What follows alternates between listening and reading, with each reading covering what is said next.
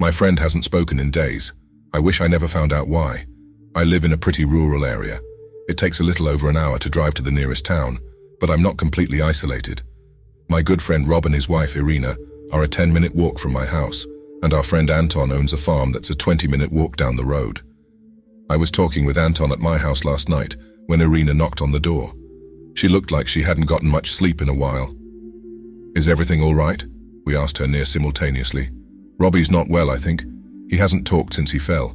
I'm really worried about him," she blurted out. "Robbie fell? When?" Let me start again. 2 days ago, Robbie told me he was going hunting with Ivan, so I took a nap on the couch. Ivan, our dog, woke me up by barking at me.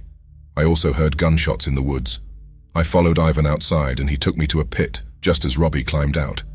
He looked out of it. He was very pale, so I nearly had to drag him home, but he wouldn't tell me a thing about what happened.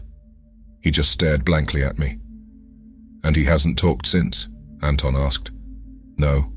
He hasn't even eaten around me, but half of the fridge was empty this morning, and I doubt it was Ivan. Let's go see him. Maybe he'll be more talkative with some friends around." So we walked to his house, and he was sitting at the table, exactly as Irina had described, staring blankly ahead, pale as a ghost. "What's the matter, Rob? Irina says you haven't been talking much lately," I asked carefully.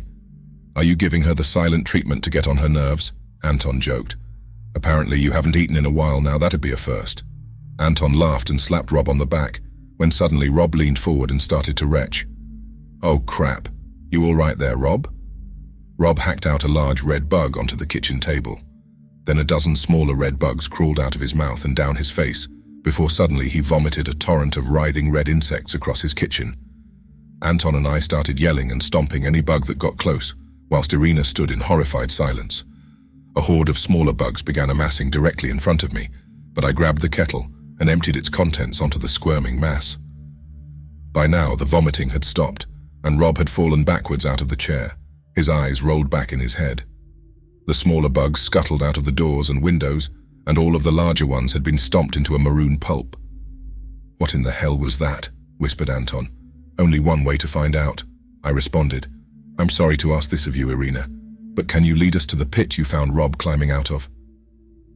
Once we got there, I shone a flashlight in and saw a few animal bones. After a few minutes, a sickly-looking rabbit with patches of fur missing hopped towards the pit. As soon as it fell in, more of those red bugs swarmed out of its mouth and deeper into the cave. Irina flinched at the sight of this. "Irina, go home and call someone to tell them that Rob is dead. Anton and I will deal with this." Anton and I went to his house and gathered what we needed: gasoline, and a lot of it. Once we returned, we drenched the bottom of the pit with it and threw a match in. It lit up immediately, and it was hugely cathartic to see those bugs go up in flames after what happened to poor Rob.